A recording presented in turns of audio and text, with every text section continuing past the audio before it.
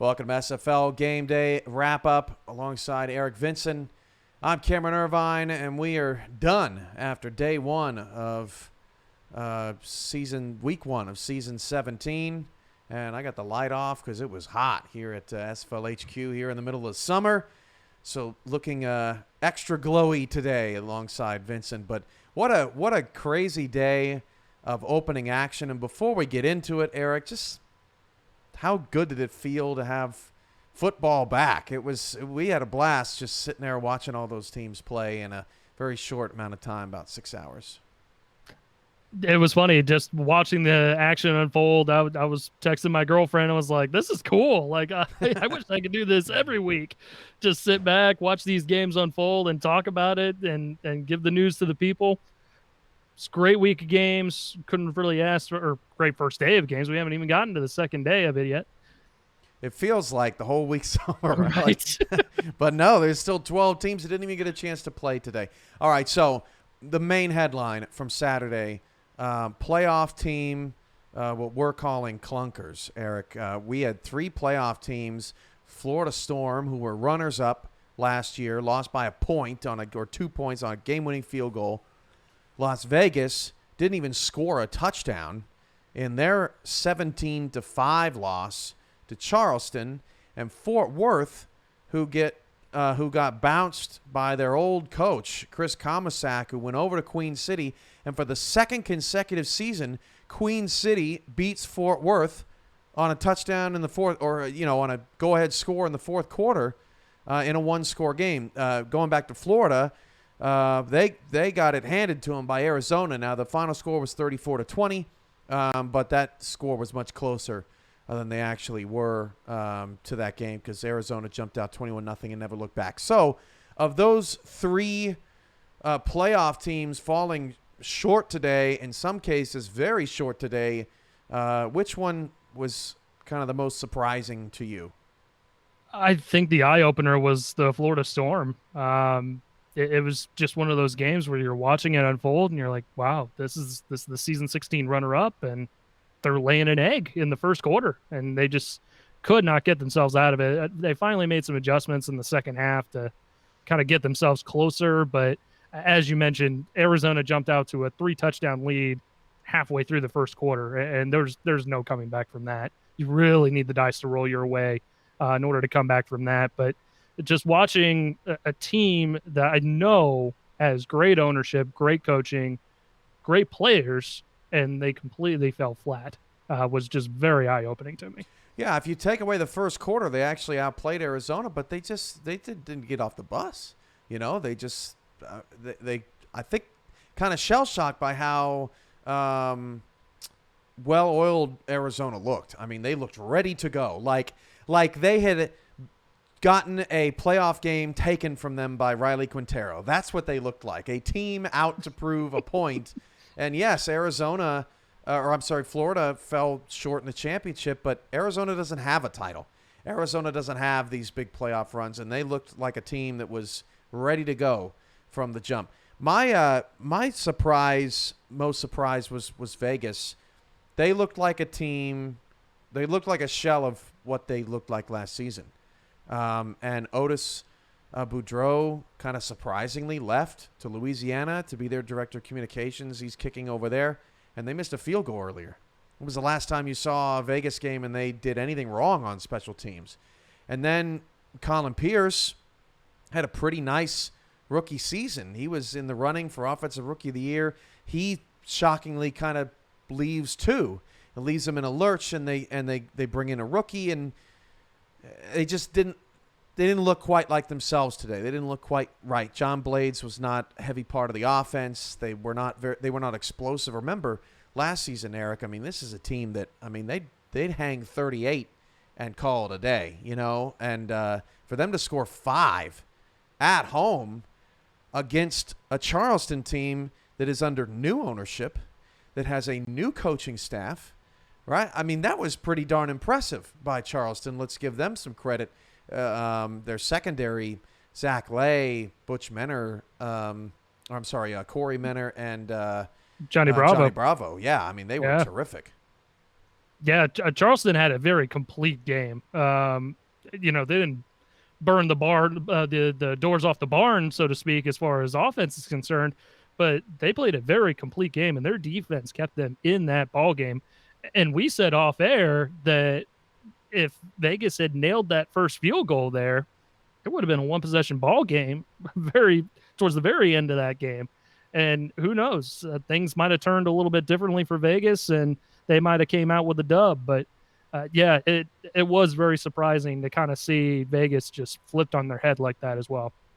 So those teams, Queen City and Charleston, did not make the playoffs last season. Of course, Arizona did and won the battle with the Titans there in week 1, but some non-playoff teams surprising. Now let's go to the opening game of the season, Jacksonville and Denver. It lived up to the billing. It was a terrific ball game between two teams that were just totally different. Eric Price was pretty good. Bailey O'Shaughnessy showed some flashes, right? Not McChesney, right? We know that he's not the former MVP, future Hall of Famer, but he was serviceable. He did a nice job out there, and Denver got the win, 31-23. Very good game. Jacksonville should probably feel good about themselves too afterwards, but what are your takeaways from this? It was a very good game, and it fit the bill for the opening day game, like the game that you're tuning into as soon as the season opens up, and it fit the bill. It went back and forth. It was a scoreless first quarter to start things off. Only a 4-point lead for Denver going into the halftime, the end of the first half. So Marcus Dunhill did some good things. He was looking very, very good, but I think he hit the nail on the head. Eric Price was looking fantastic, and Bailey O was out there running the rock around like he was drafted in the first round, let alone Mr. Irrelevant in the SFL draft. So Denver surprised me quite a bit because I know I was thinking that they might have fallen off the wagon a little bit just with how many guys they had, either moved on from or retired or whatever the case may be. It looked like it was just too much turnover for them to keep the success going. But they stood tough against a very tough Jacksonville team. And I think that's a staple for them moving forward in the season. And we'll see what happens next week. I mean, Jacksonville's rebuilding, too. They had 13 different players out there. So it'll be interesting. But, Logan Keel, it was nice to see him back out there again for Denver. He was talking about in the locker room about how, I just missed signing day, and I'm not going to do that again, right? And he was all in it, and had a very nice game too. Riley Quintero, what a big difference an offseason makes, right? He looked pretty good too. He had several clutch catches that you were looking at and you're like, how did he catch that? And again, to Price's credit, Price was throwing it where only his receivers could grab it, and several times that was to Quintero, and Quintero just made fantastic catches all day long. Quick shout out to Jay Hayden. Scored his first touchdown after leaving Baltimore. Was kind of buried on the depth chart there. We'll see him at the convention, and he got his first for Queen City on the year. Okay, moving on to the rest of the games here today in the nightcap or later in the day. We saw 4 new quarterbacks on 4 teams that did not make the playoffs last season. Matt South moved from Portland to Carolina. They took on Louisiana. Dave BURR, drafted by Houston guy, wanted to go there, wanted to be their guy. The next kind of Kentez Johnson that they've always had in that organization. O.J. Bruin in Portland. Portland fawned over him in the offseason. Loved that kid. Can't wait to see what he does. And then Tommy Utah of Louisiana. Now, how the games ended up, Carolina beats Louisiana 31-17. Houston spanks Portland 48-17. Your initial thoughts just on the quarterback play out there that we saw today as some teams shuffled some pieces around and brought some new guys out of the draft. Yeah, it was interesting to see because I know I was looking at O.J. Bruin quite a bit, coming into this season as well, especially him being picked that high, going to a good spot like Portland, where it was looking like this is going to be the season where they turn the corner, they round the corner, and they start getting into the playoffs. and it looked like the same old Portland out there. I hate to say it that way, but it just looked like the same old Portland that we're used to seeing, that just looks lost at times. And Bruin did not play well. Didn't look like he really threw the ball all that great. He threw it into coverage quite a bit. So it was definitely a head scratcher for me. And Dave BURR going into Houston, he was throwing dimes out there. I was shocked. He had 414 yards against Portland's defense. It was wild to Yeah. watch. Like I said, he was just throwing dimes. Every time I looked over at the screen, he threw another dot out there, and I was like, wow, where is this kid coming from? And Greg Corky getting elevated, too, in the depth chart. He had a nice Yes. game. They really utilized their tight ends really well. Randy Pierce, Kyle Finnemore, DR Sim, they did their thing. But they looked like they had a little juice in their step today. That was a different Houston team than we've seen over the last year. That was pretty wild. It said in the game break, all gas, no brakes for Houston, and that was what it was all day long. Yeah. Just a quick touch on Matt South. Leaves Portland after a year of not much of anything. And he lights it up in the first half. Carolina led that game 31-0. They scored nothing in the second half. 0. Any concerns from you, Eric? Or is it, hey, forget it. You put up 31, you deserve a break kind of thing? I wouldn't say it's a concern. I would more chalk it up to the fact that it's Louisiana, and we know the bright minds that are in that ownership group, in that coaching staff, on that field. So I'm going to chalk it up more to that they had some adjustments that they made in the second half that kind of put the brakes on Carolina a little bit more than what we saw in some of the other blowouts today. But I tip my cap to Matt South, honestly, because you're absolutely right. He had 2 seasons in Portland where he did next to nothing, basically. And you're looking at it and you're like, okay, this is not the Matt South I remember from the Baltimore Crabs team that was just lighting the world on fire, it looked like. So it was nice to see him out there play very efficiently and play strongly. I don't think it's necessarily anything to worry about because they closed the deal, and they closed the deal against a very strong Louisiana team. Yeah, you get the W on the road against one of the most talented coaching staffs in the league. I mean, that's just a fact. And yeah, Carolina did their thing. That was great to see. Bad day for Portland. Rough day on the Matt South angle and then on the Houston angle as well. All right, Eric, game balls from opening day of week 1. Your first is? Got to go Dave BURR. Dave BURR. Came in here 33 of 45, 414 yards, 4 touchdowns and 1 pick. That was his stat line. And again, coming into this game, you're looking at it and you're like, okay, Portland's the team that I want to look at, right? Houston, we never know what we're going to get from Houston. Sometimes it's great, sometimes it's not so great. But you weren't anticipating BURR being the guy that you were circling in that matchup, and he just lit the world on fire. He was throwing dimes the entire way. Started from the jump. That pass to DR Sim got him up early, got his confidence going. He was great. I'm going to go Eric Price, another rookie. 3 incompletions. 3. Banners getting raised, second title. Josh Miller, who won both of them, out the door. McChesney's gone. New running back that you haven't played with before. Expectations sky high. Playing Jacksonville, who's won more games than any other team, any other franchise in league history.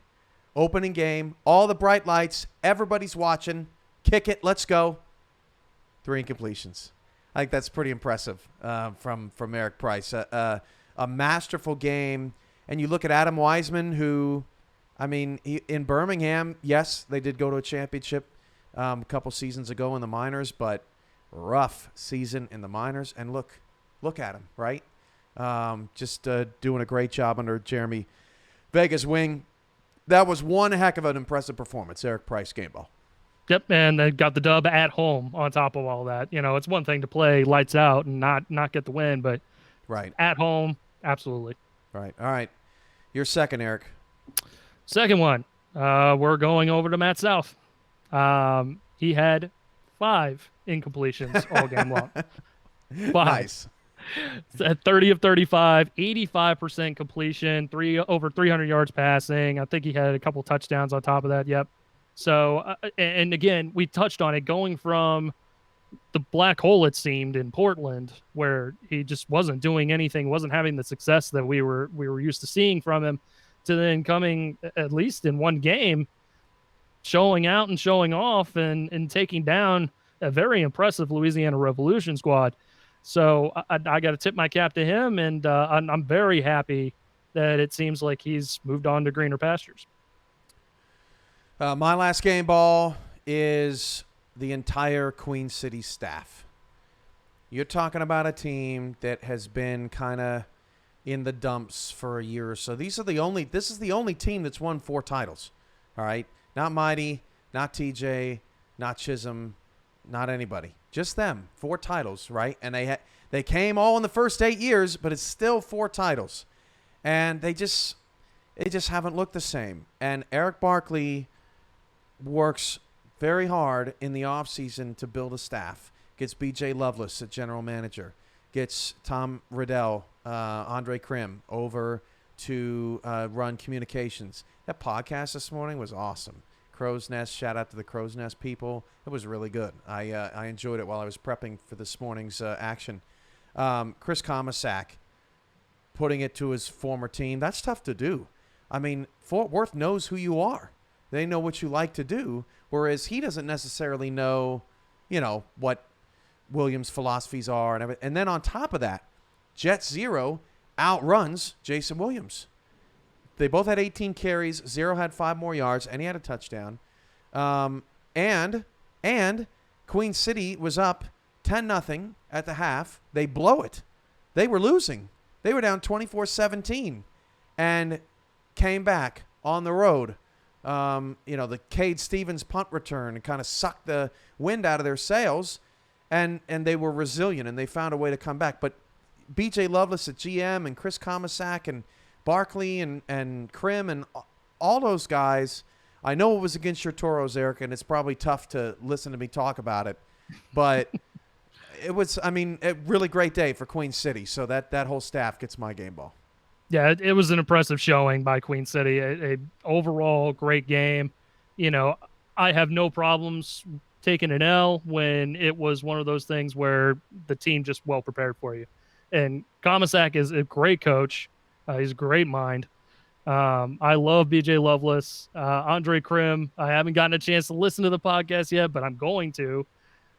He seems like he's, got a good head on his shoulders, and he's putting out a podcast, and he's good at his communications job. So overall, yeah, I got to tip my cap to Queen City for, putting together an overall great game plan. As a front office nerd like me, when you've got, when you bring on your head coach and your general manager to talk about all the new faces you have on your team, what you liked about them, talk about draft philosophy, all that stuff, it's nitty gritty stuff. It's good football talk. And it was really great. So if you haven't checked that out on our Discord channel in team content, give them a shout. But that's it. That was opening day. It was an exciting opening day. We have 6 more games tomorrow across the SFL family of networks. For the Fans has the bulk of the coverage tomorrow, and of course our SFL Twitch channel. For now, for Eric Vincent, I'm Cameron Irvine. We say good night, and we'll see you Sunday.